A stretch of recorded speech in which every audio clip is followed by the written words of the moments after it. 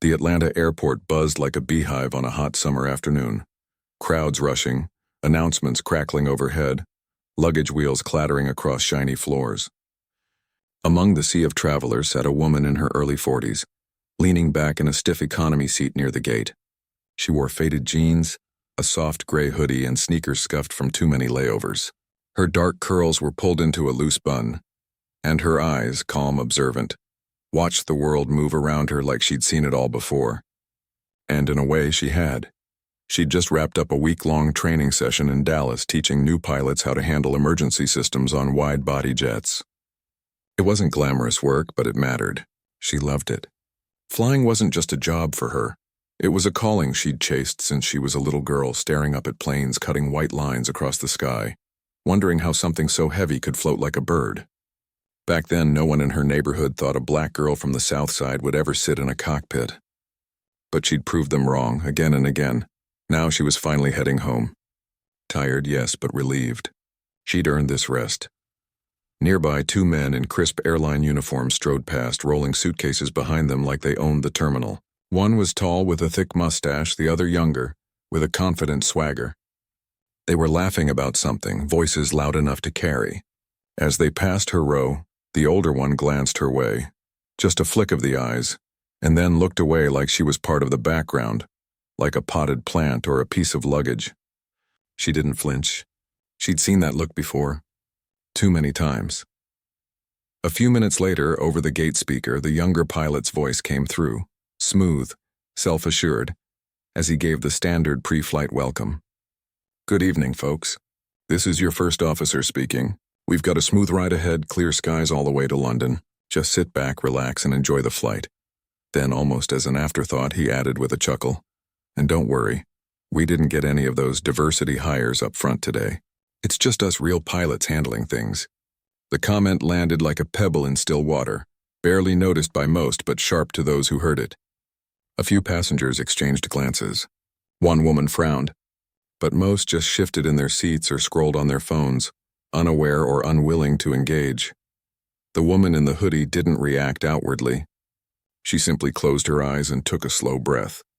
Inside, though, it stung. Not because it was new, she'd heard worse, but because it was so casually cruel. As if her years of study, the sleepless nights in simulators, the exams she'd aced, the emergencies she'd managed mid-air, none of it counted if she didn't fit someone's narrow idea of what a pilot should look like. She remembered her first solo flight instructor, a grizzled veteran who told her point blank, "You'll have to be twice as good to get half the respect." She'd nodded then, not fully understanding. Now she knew exactly what he meant. Boarding began, and she stood slowly, hoisting her small carry-on. She walked down the jet bridge with the quiet confidence of someone used to moving through spaces where she wasn't expected to belong.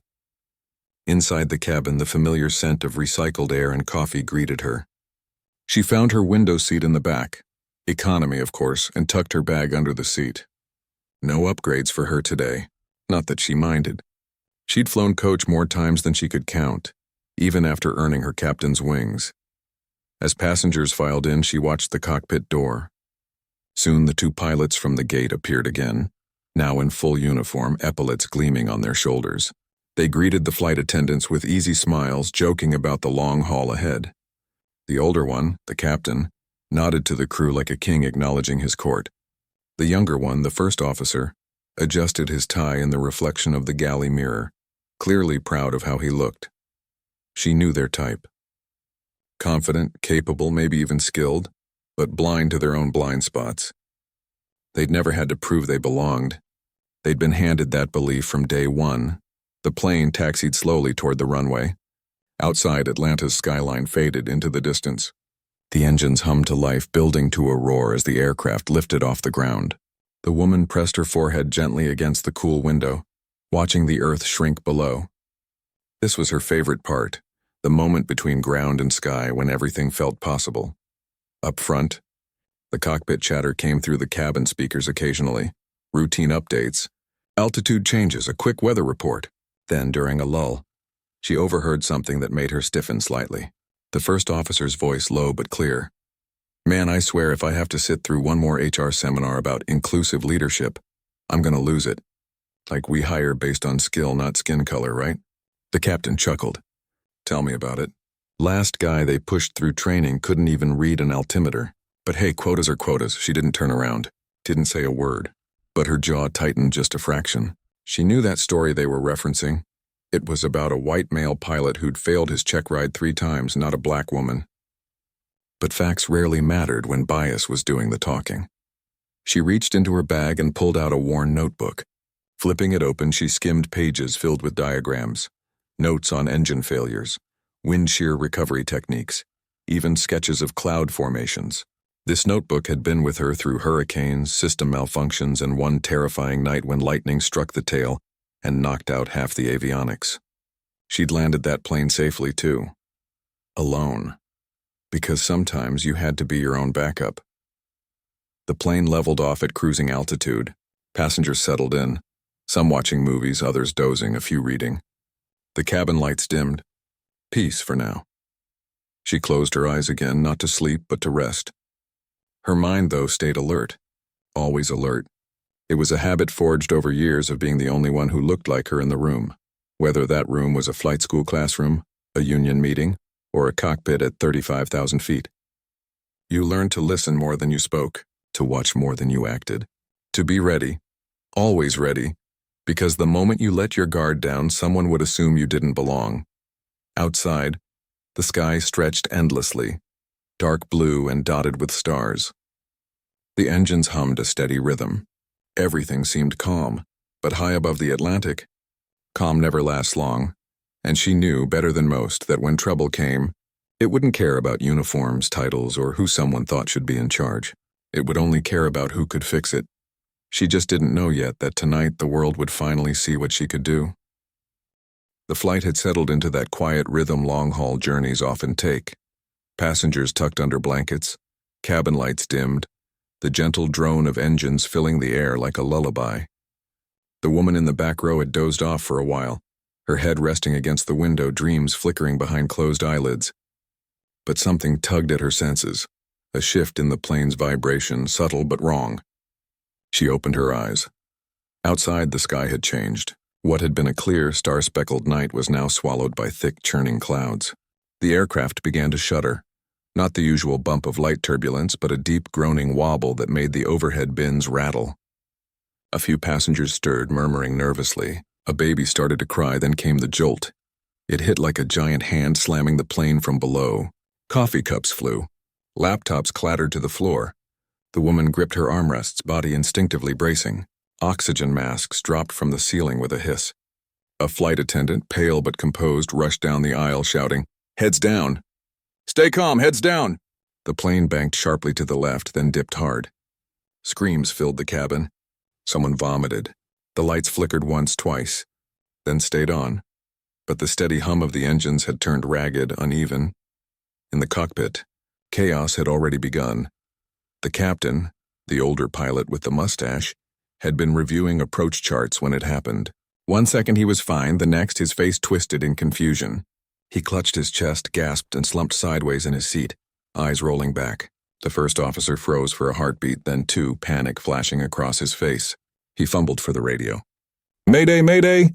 Transglobal 422, we've got a medical emergency in the cockpit. Captain's down. But the plane wasn't waiting for help. The autopilot, overwhelmed by the violent wind shear and sudden loss of input, disengaged with a sharp chime. The aircraft, now fully manual, began to roll. The first officer grabbed the yoke, hands shaking, and yanked it back too hard. The nose shot upward, too steep, too fast. The stall warning blared, a loud, relentless whoop-whoop that cut through the cockpit like a siren. He didn't recognize it at first.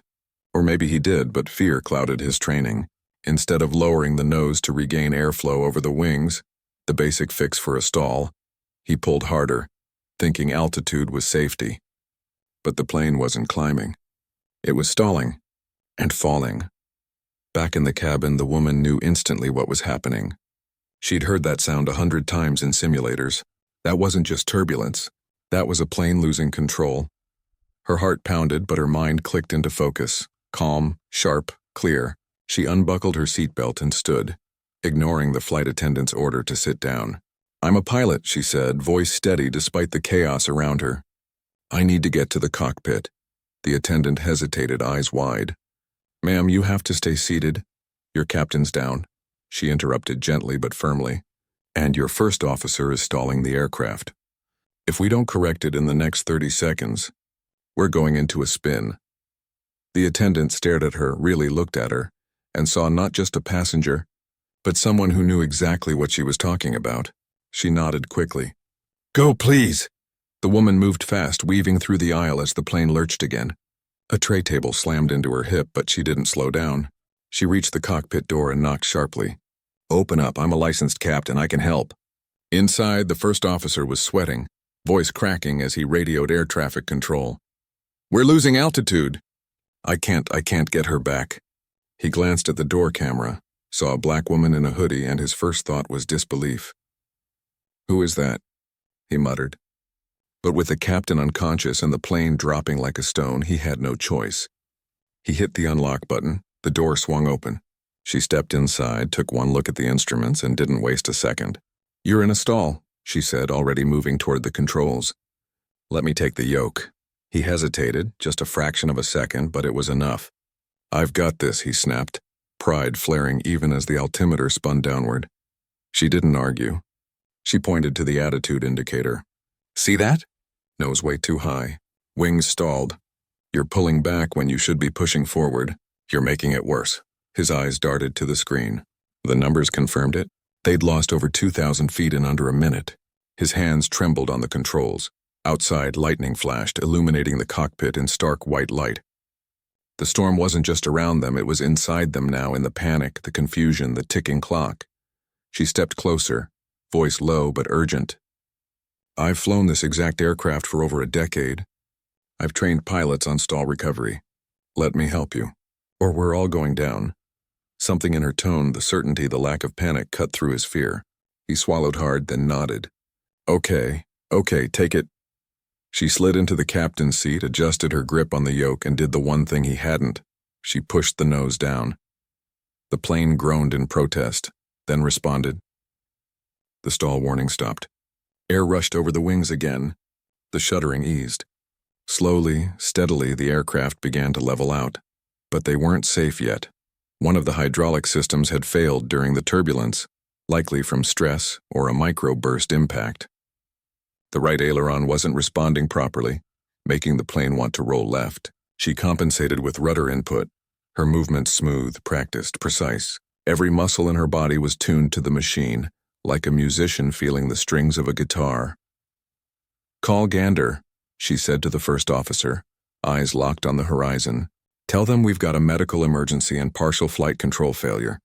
Request immediate vectors for emergency landing. He fumbled with the radio, voice shaky but clearer now. Gander Center, Transglobal 422, declaring emergency. Captain incapacitated. We've had a stall event. Possible hydraulic issue. Request vectors to your field. A calm voice came back instantly. Transglobal 422, Gander copies. Turn left heading 270. Descend and maintain flight level 200. Emergency services standing by. She nodded. Good. Gander was remote. But it had one of the longest runways in North America, built for Cold War-era diversions. They'd make it, if they stayed focused. Behind them in the cabin, passengers were still crying, praying, holding each other. A child whimpered for her mom. An elderly man clutched a rosary. No one knew what was happening up front, only that the plane had stopped its terrifying drop and was now flying steady, if low and slow. But the woman in the cockpit didn't think about the passengers right then. She couldn't afford to. Her world had shrunk to three things: the instruments, the sky, and the next decision. She glanced at the unconscious captain. His skin was ashen.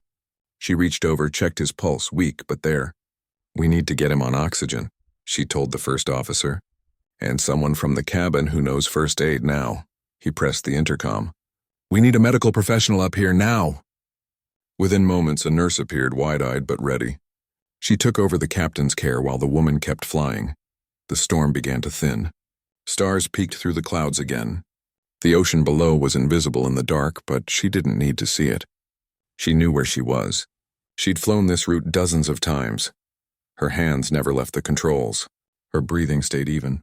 Outside, the wind howled. Inside, silence except for the steady voice of Gander guiding them home. No one spoke much. The first officer watched her, stunned. He'd expected panic, confusion, maybe even tears. Instead, he saw focus, skill, calm under fire. And for the first time, he wondered, really wondered, how many times someone like her had been ignored, overlooked, or doubted. Just because of how she looked. But there was no time for guilt now. Only action. And up front, in the dim glow of the instrument panel, the woman who'd been dismissed as just a passenger was doing the one thing that mattered, keeping 189 lives from vanishing into the Atlantic night. The cockpit felt like another world, tight, humming with electronics lit by the soft green glow of instruments. Outside, the storm had eased, but the danger hadn't passed. The plane was flying, yes, but it was wounded. One hydraulic line was leaking. The autopilot was offline, and the man who should have been in command was unconscious in the jump seat, oxygen mask strapped to his face, a nurse from the cabin monitoring his pulse with quiet urgency. The woman kept her hands steady on the yoke. She didn't speak unless she had to. Every word mattered now. Every second counted. The first officer sat beside her, still shaken but trying to pull himself together. He watched her, really watched her, for the first time. Not as a passenger in a hoodie, not as someone who didn't belong, but as the only reason they were still in the air. Her movements were smooth, deliberate. She adjusted trim with one hand while scanning engine readings with the other. She called out altitudes, headings, system checks like she'd done it 1,000 times, because she had. Flaps at 10, she said calmly. Gear still up. We're not ready to descend yet. Gander's still 45 minutes out. He nodded, fumbling slightly as he relayed the info to air traffic control. His voice was steadier now, but there was a new tone in it. Respect, maybe even awe. She glanced at him. You okay? He swallowed. Yeah, I froze back there. I don't know why. I've trained for stalls. I've done sims. But when it was real... You're human, she said simply. It happens. What matters is what you do next. He looked down at his hands. I didn't even believe you at first. When you said you were a pilot, she didn't flinch. I know. I'm sorry, she gave a small nod. No anger, no lecture, just acceptance. We've got a plane to land. Let's focus on that. Back in the cabin, the mood had shifted from terror to uneasy hope. The violent shaking had stopped. The plane flew level now, steady and quiet. A flight attendant moved through the aisles, offering water, reassuring passengers with a calm smile that didn't quite reach her eyes. People whispered to each other, some crying quietly, others staring out the window into the endless dark. One passenger, a teenager who'd been filming the whole thing on his phone, paused his recording and looked toward the front of the plane. Who's flying now? He asked his mom. I don't know, she whispered, but whoever it is, they saved us. Up front, the woman was already thinking 10 steps ahead. Gander International was remote, cold, windy, and not exactly equipped for a wide-body jet with partial system failure.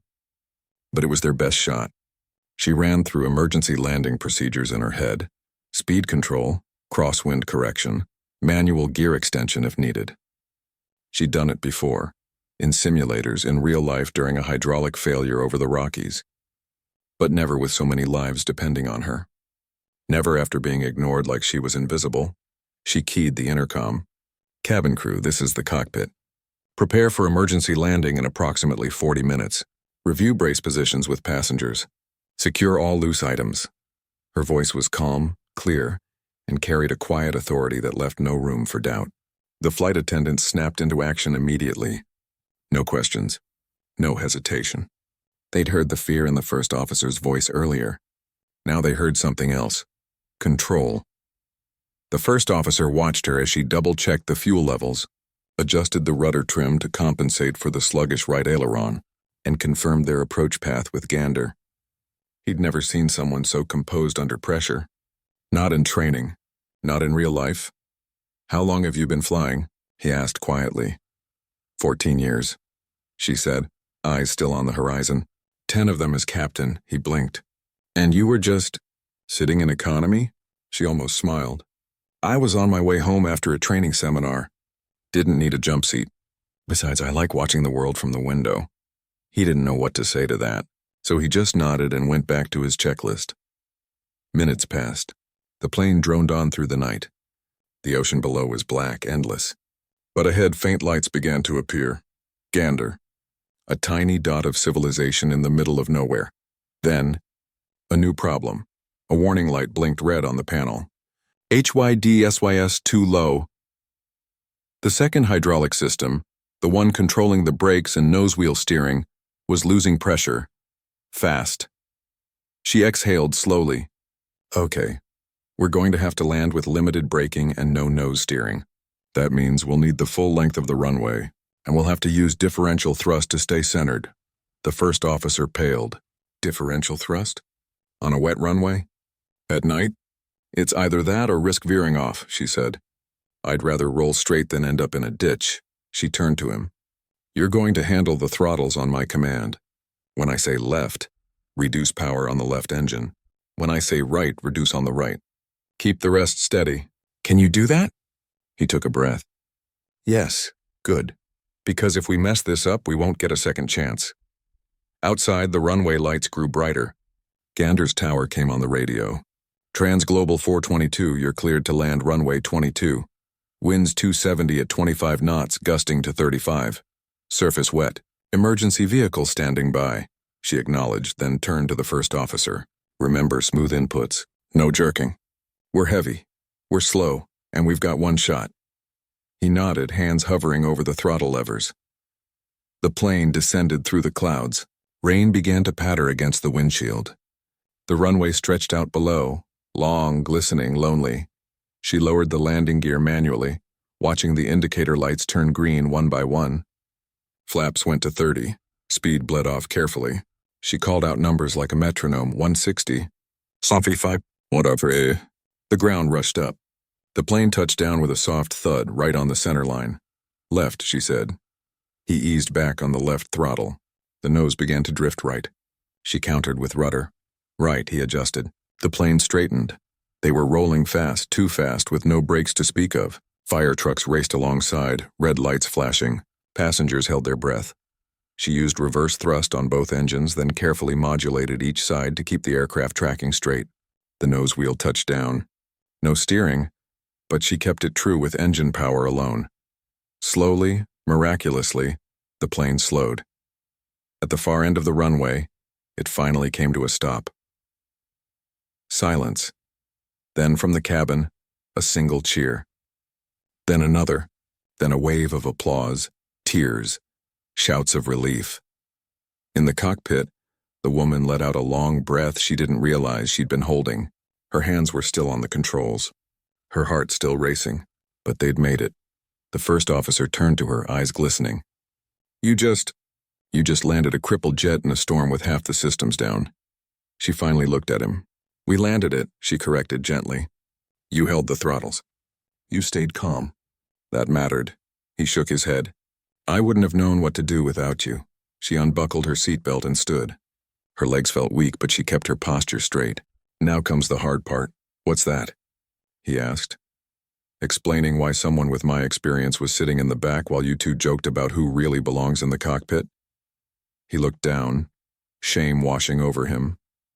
I don't know what to say. You don't have to say anything, she said. Just remember this moment. The next time you see someone who doesn't look like you in a place you think they shouldn't be, maybe ask what they know before you decide what they're worth. She turned and opened the cockpit door. The cabin fell silent as she stepped out. Passengers stared, not with suspicion now, but with gratitude, wonder, disbelief. The teenager lowered his phone, mouth open. An older woman reached out and touched her arm. Thank you, she whispered. Thank you for saving us, she nodded, eyes soft. I'm just glad we're all here. Behind her, the first officer watched her walk down the aisle, head high, shoulders straight. Not angry, not boastful, just present, real. And for the first time, he understood. Expertise doesn't wear a uniform. It wears calm hands, steady eyes, and the quiet courage to step up when the world expects you to stay in your seat. The moment the plane rolled to a stop at the far end of Gander's runway, the real work began. Rain tapped gently against the windows now, the storm having passed like a bad dream. Inside the cabin, people were still catching their breath, some hugging strangers, others silently wiping tears, a few just staring straight ahead. too shaken to move. The flight attendants moved quickly but calmly, opening overhead bins, checking on passengers, making sure no one was hurt. Outside, emergency vehicles surrounded the aircraft, fire trucks with lights flashing, ambulances idling, ground crew in bright yellow vests waiting in the drizzle, but no one rushed the plane. They knew better. In aviation, even after landing, every move had to be deliberate. Up front, the woman stood just inside the cockpit doorway, watching the scene unfold. Her body ached from tension, her hands still tingling from gripping the controls so tightly, but she didn't sit. She couldn't. Not yet. The first officer stepped out beside her, holding a tablet with the emergency checklist.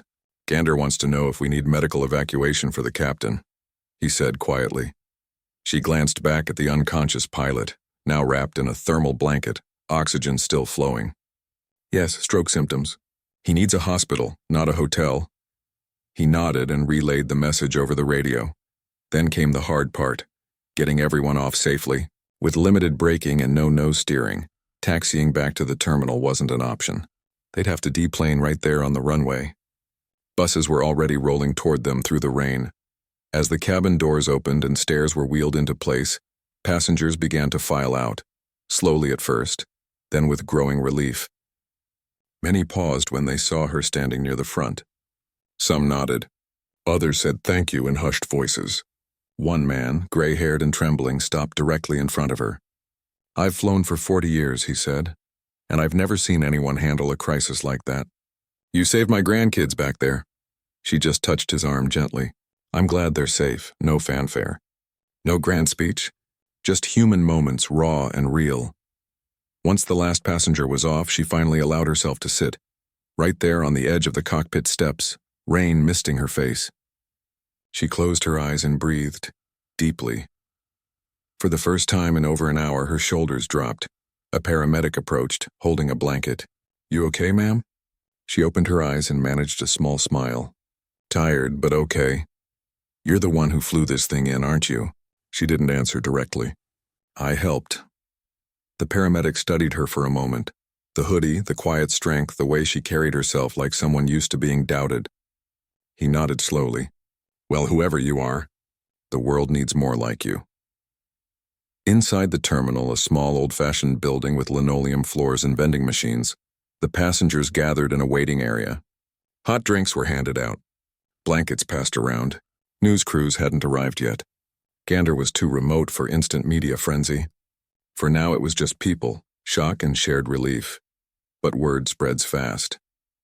One of the passengers, a journalist returning from a conference, had already sent a message to her editor. Black female passenger took control of Transglobal 422 after pilots incapacitated. Landed plane safely in Gander. No injuries. Within the hour, it was trending. Back on the tarmac, airline officials arrived. Suits, briefcases, serious faces. They spoke first to the first officer, shaking his hand, clapping him on the back. "Incredible job under pressure," one said. "You kept your head when it mattered." The first officer looked past them, toward the woman now standing near a service door, talking quietly with a mechanic about the hydraulic leak. "I didn't do it alone," he said. "She did most of it." The officials exchanged glances. One frowned slightly. "She?" Before he could explain, a company rep stepped forward with a clipboard. "We'll need statements from everyone, especially the crew." "The crew includes her," the first officer said firmly. The rep hesitated, then nodded politely, but his eyes didn't quite meet hers when he approached. "Ma'am, could you come with me? We'd like to get your account of what happened." She followed without protest. In a small office with peeling paint and a humming space heater, she gave her statement clearly, fact by fact. The stall, the captain's collapse, the system failures, the landing. No drama, no blame, just truth. When she finished, the rep looked up. "You're a pilot?" "Captain," she corrected gently. "And aircraft systems instructor for Transglobal until last year." His eyebrows shot up. "You work for us?" "I did. I left to focus on training and safety consulting." He scribbled something down, then paused.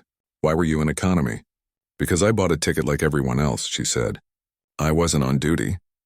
He nodded slowly, but something in his expression had shifted, from polite skepticism to uneasy realization. Outside, dawn began to break over Newfoundland. Pale pink light spilled across the runway, turning puddles into mirrors. The damaged plane sat quietly now, no longer a threat. Just a machine that had been pushed to its limit and saved by human hands. Later that morning, as passengers boarded buses to a nearby hotel, a young girl, maybe 10 years old, ran back from the line and handed the woman a folded piece of paper. "My mom said to give you this," she whispered. The woman opened it. On the back of a boarding pass, someone had written, "You showed my daughter that heroes don't always wear capes. Sometimes they wear hoodies." She tucked it into her pocket right over her heart. By midday, news helicopters circled Gander. Reporters shouted questions through the terminal doors. Who was flying the plane? Was it true a passenger took control? Is it true she's a woman of color? The airline issued a vague statement. "Thanks to the quick actions of our flight crew and a qualified assisting pilot, Transglobal 422 landed safely." Noticeably, they didn't name her, but passengers did. Videos surfaced, shaky phone footage from the cabin showing her walking toward the cockpit, calm amid chaos. Another clip captured her voice over the intercom. Clear, steady, in control. Social media exploded. "A Gander hero. Hoodie captain." Arn believe her aviation forums lit up with pilots confirming her credentials. "She trained me," one wrote. "Best instructor I ever had." Another, "I flew with her. She's the reason I passed my check ride." Still, some voices pushed back. How do we know she didn't exaggerate? Maybe the first officer was just being modest. Why wasn't she in uniform if she's so qualified? She saw the comments. She always did. But this time she didn't let them in. Not today. Because today something else was happening. At the hotel where passengers were staying, a group of them gathered in the lobby. Not to complain, but to wait for her. When she finally came down for coffee, they stood up. Not all of them. Just enough. A quiet show of respect. An elderly woman handed her a cup. Black, no sugar. "I remembered you said that on the plane." She took it, touched. "Thank you." A man in a business suit cleared his throat. "When they write the story of this flight, will they tell the truth?" She looked at him, then at the faces around her, tired, grateful, human. "I hope so," she said. "But even if they don't, we know what happened. And that's enough." Later, alone in her room, she finally let herself cry. Not from fear, not from anger, but from the weight of being seen, truly seen for the first time in a long time. Outside, the wind howled across the Newfoundland coast. But inside, for the first time in hours, there was peace, and somewhere high above the Atlantic, another young girl looked up at a passing plane and wondered if one day she too could wear a hoodie and save the world. In the days that followed, the story of Flight 422 spread like wildfire, but not the whole story. At first, news outlets ran headlines like, "Co-pilot saves jet after captain," "Collapses and heroic first officer lands plane in emergency." Grainy photos showed the young man in uniform being hugged by airline executives, his arm around the recovering captain. He looked relieved, proud, grateful, and he was all those things, but something was missing. The woman who'd actually flown the plane through its darkest minutes wasn't in those photos. Her name wasn't in the early reports. She wasn't invited to the press conference the airline held 2 days later at their headquarters. When a reporter finally asked, "Wasn't there a passenger who helped in the cockpit?" A spokesperson smiled tightly and said, "All qualified personnel on board acted professionally. We're reviewing the full incident. It was careful. It was corporate." It was silence dressed in polite words. But the passengers wouldn't stay quiet. One by one, they spoke up. The journalist who'd sent the first message posted a detailed account online, naming her role clearly.